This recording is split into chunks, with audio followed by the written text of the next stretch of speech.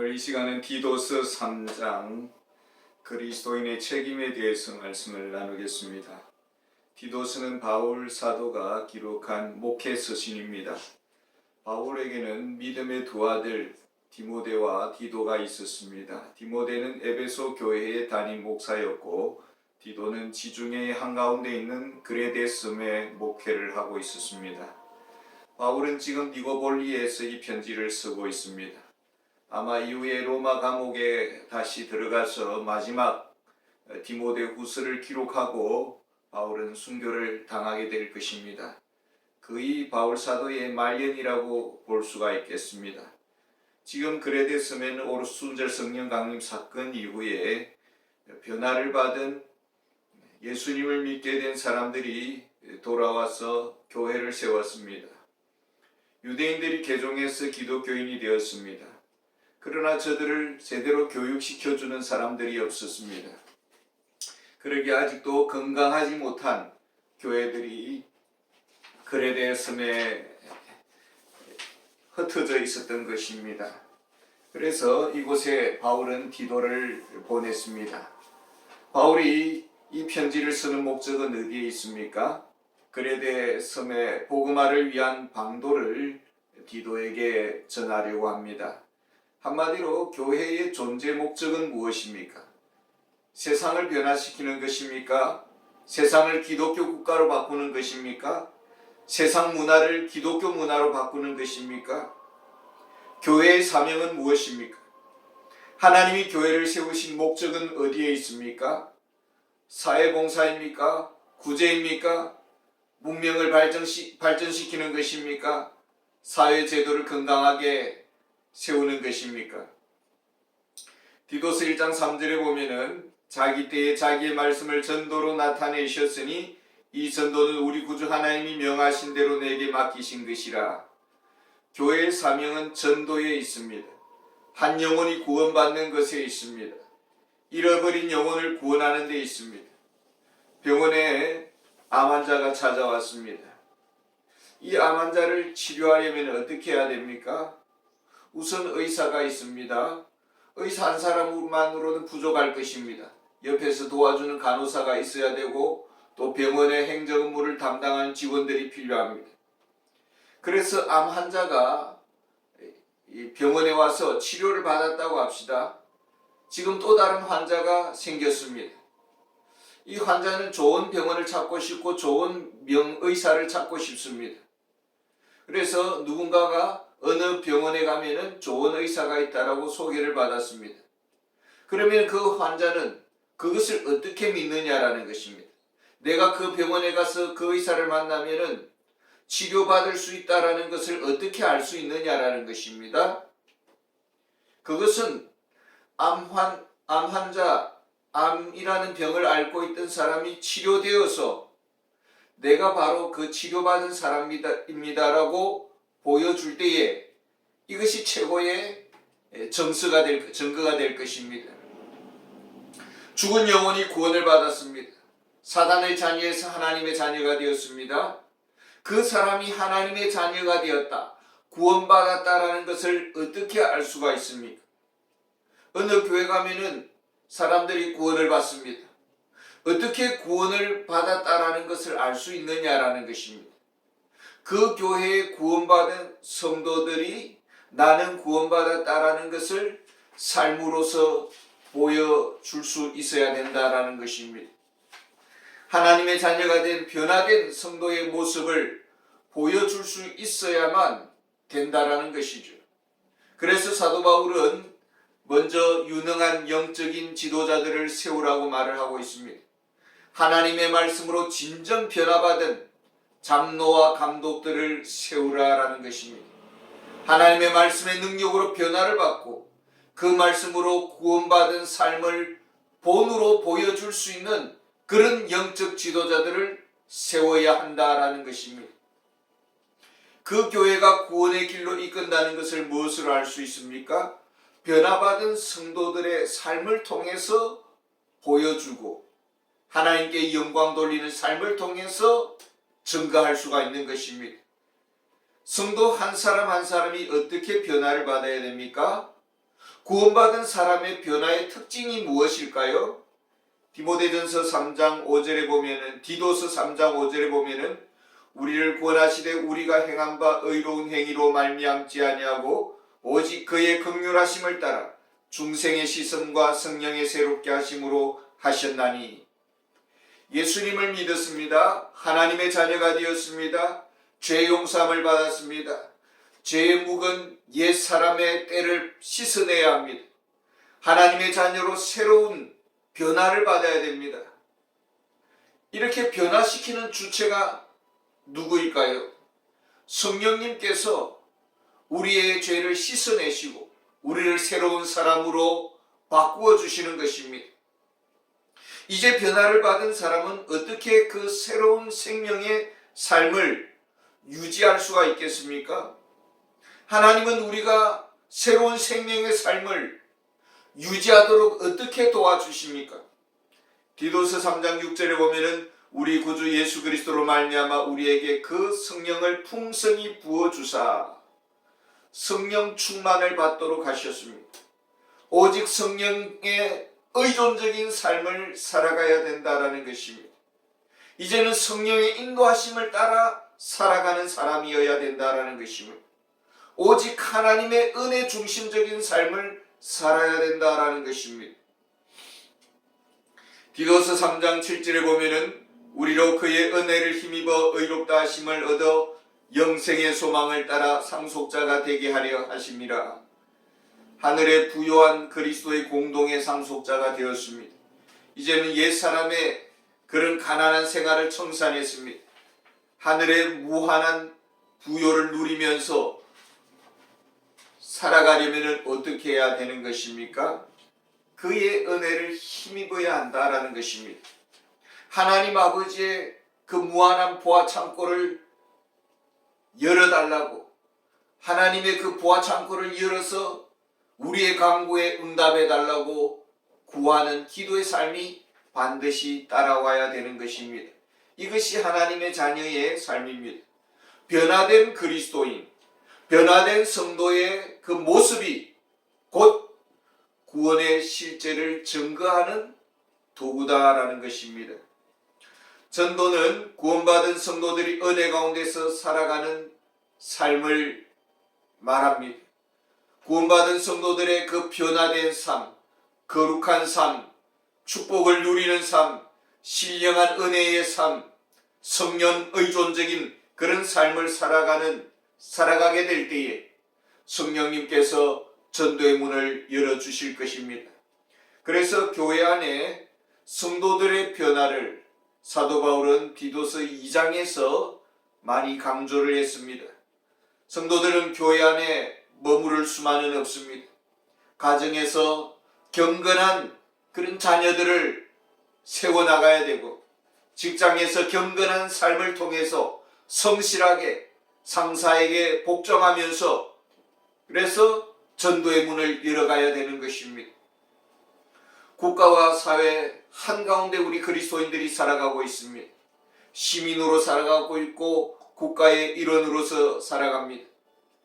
때로는 국가의 지도자가 우리 그리스도인 중에 나올 수가 있겠습니다. 장로님이 교회의 지도자가 되고 집사님이 교회의 훌륭한 리더가 될 수가 있습니다. 그러나 우리 한국 사회든지 지금 디도가 목회하고 있는 그레데섬은 이방 문화가 정착한 우상 숭배가 만연한 그런 사회입니다. 국가와 정부 권력자들이 우리 기독교 신앙을 짓밟고 하나님을 믿지 못하도록 방해하고 성경의 법을 따르지 않도록 우리에게 강요하지 않는 이상은 우리는 국가의 법과 질서를 존중하고 따라야 하는 것입니다. 국가 시민으로서의 의무를 담당해야 되는 것입니다. 세금을 납부해야 되고 국방의 의무, 교육의 의무를 담당해야 되는 것입니다. 때로는 국가가 기독교 진리와 대치되는 길을 걸어갈 때가 많습니다. 이상한 법을 세워서 사회가 건강하지 못하는 방향으로 흘러가고, 우리나라는 아닙니다만 저 멀리 다른 나라에는 동성애를 합법화하고 낙태를 합법하고 또 이런 이상한 성적인 프레이드를 하고 거짓과 폭력이 만연한 미디어 문화를 이렇게 권장하고 성적인 음란한 영화들이 그 문화를 휩쓸어가는 그런 방향으로 국가가 갈 수가 있습니다. 이럴 때 기독교인들은 염려하게 되고 참 불쾌하게 생각을 하고 국가와 정부에 대해서 실망하게 되는 것입니다.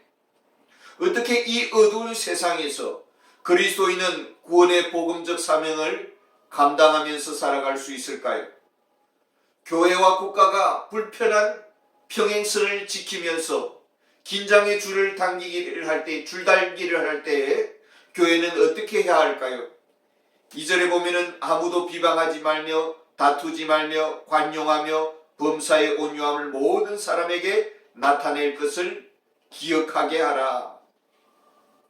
그리스도인은 이런 불편한 문화 속에 살아갈 수밖에 없습니다. 그럼에도 온유함으로 사회와 국가를 대면해야 된다라는 것입니다. 그 이유가 무엇일까요? 우리 그리스도인들은 본래부터 깨끗하고 본래부터 거룩하고 정직하고 본래부터 영적인 신령한 삶을 살았습니까? 우리가 은혜를 많이 입었습니다. 과거에는 저들보다 더 못할 수가 있었습니다. 그래서 3절에 이렇게 말합니다. 우리도 전에는 어리석은 자요 순종하지 아니하는 자요 속은 자요 여러 가지 정욕과 행락에 종노릇한 자요 악독과 투기를 일삼은 자요 가정스러운 자요 피차 미워한 자였으나 우리 그리스도인들도 과거를 돌아보면 자랑할 것이 없고 할 말이 없는 그런 정말 성령께서 우리의 과거의 어두운 모습들을 하나씩 덜추어내신다면 우리는 고개를 들 수가 없는 것입니다.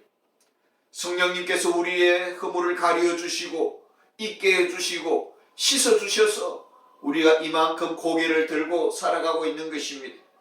그러게 오히려 하나님을 믿지 않는 세상 사람들을 바라보면서 불쌍히 여기는 마음을 가져야 되는 것입니다.